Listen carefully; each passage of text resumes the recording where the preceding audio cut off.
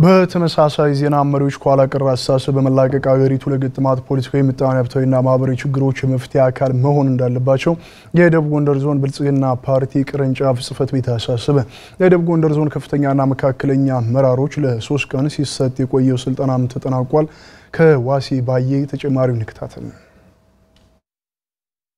የደቡብ ጎንደር ዞን ከፍተኛና መካከለኛ አመራሮች መፍጠርና መፍተን በሚል ሐሳብ በተዘጋጀ ሰነድ ላይ ለ3 ቀናት ስልጠና ወስደዋል። በስልጠናው በአገሪቱ ስላሉ ፖለቲካዊ ምጣኔ ሀብታዊና ማህበራዊ ችግሮች እንዲሁም የመፍትሄ ሐሳቦች ዙሪያ በሰፊው ተመክሯል። አስተያየታቸውን ለአማራ ሚዲያ ኮርፖሬሽን የሰጡ የስልጠናው ተሳታፊዎችም ስልጠናው አቅምና መነሳሳት እንደፈጠረላቸው ገልጸዋል። አመራሩ ተቀራራቢ አቅም ኑሮት በውልና እውነት ላይ ተመስርቶ መስራት እንዳለበት ያስቀመጠ ስልጠና ነው። አመራሩ ወደ ታች ወርዶ ማህበረሰቡ ጋር ተቀራርቦ ጭምር እንዲሰጥ እድል የፈጠረ ስልጠና ነው ብዬ ነው ማምነው። አመራሩ በዚህ ስልጠና በደንብ ራሱን ማየት የጀመረበት ኢንተርናላይዝ ማድረግ የጀመረበት ነገር የአመለካከትና የተግባር አንድነት ችግር ያለበት አመራር አለ። የአገልጋይነት ስሜት መቀነስ አለ። ልግመኝነት፣ የሙስና፣ የኪራይ ሰብሳቢነት እና የህዝብን አንገብጋቢ ችግሮች ለይቶ የመፍታት ችግሮች እንዳሉ በደንብ የተገመገመበትና አሁንም አመራሩ ፈጥኖ ከዚህ ችግር መውጣት እንዳለበት መግባባት ላይ የደረስንበት ሁኔታ ነው ያለው። የደቡብ ጎንደር ዞን ብልጽግና ፓርቲ ቅርንጫፍ ጽሕፈት ቤት ኃላፊ አቶ ጥላሁን ደጀን በሰልጣኞች ለተነሱ አገራዊና ፖለቲካዊ ሐሳቦች ማብራሪያ ሰጥተዋል። በየአካባቢው የሚፈጠሩ የጸጥታ ችግሮችን ለመከላከል መንግስት እርምጃ እየወሰደ መሆኑን የጠቀሱት አቶ ጥላሁን በየደረጃው የምንገኝ አመራሮችም ከኋላ ቀር አስተሳሰብ በመላቀቅ የሰላሙና የለውጡ አካል መሆን አለብን ብለዋል።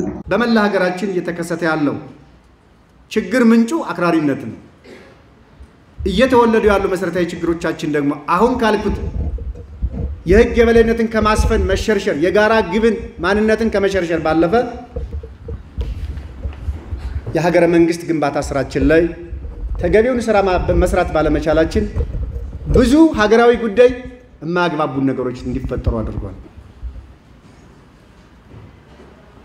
ስለዚህ ከአክራሪነት ራሳችን ነፃ ማድረግ አለብን። ከጽንፈኝነት ራሳችን ማጽዳት አለብን። አዲሱን የፖለቲካ እሳቤ መላመድ አለብን። ከኋላው ካዚዙ አሳሰብ ራሳችን ማራቅ አለብን። ይሄን ሐሳብኛ እስካራቅነው ድረስ አብሮ እየተከተለ ለችግሮቹ ሁላ ምንጭ መሆኑን ማይቀር ነው። የብልጽግና ፓርቲ ማዕከላዊ ኮሚቴ አባልና የደቡብ ጎንደር ዞን ዋና አስተዳዳሪ አቶ ይርጋ ሲሳይ ከተናጠል ፍላጎት ይልቅ አካታች ፖለቲካን ማጽናት ያስፈልጋል ብለዋል። አካታች ፖለቲካ ነው እየተከተልን ያለነው። ያን እናስርጽ። ይሄ የወንድማማችነትና የህታማችነት እሴትን እናጠናክር። ያንዱ ችግር ያንዱ ነው፣ ያንዱ ሰክሰስ ደግሞ የሌላው ነው የሚለውን የፖለቲካ ባህል ማሳደግ አለብን። ሁለንተናዊ የወል ፖለቲካ ገዥ ሆኖ እንዲወጣ ማድረግ አለብን።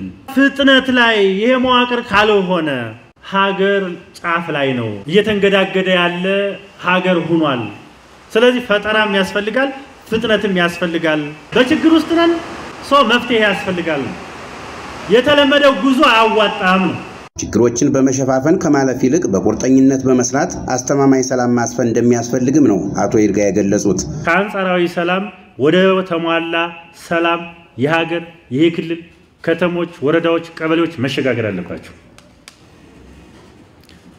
ችግር ኑሮም አንጻራዊ ሰላም ነው። አገር ፈርሶም አንጻራዊ ሰላም ነው። ህግ አስከብረንም አንጻራዊ ሰላም ነው። አያዋጣም።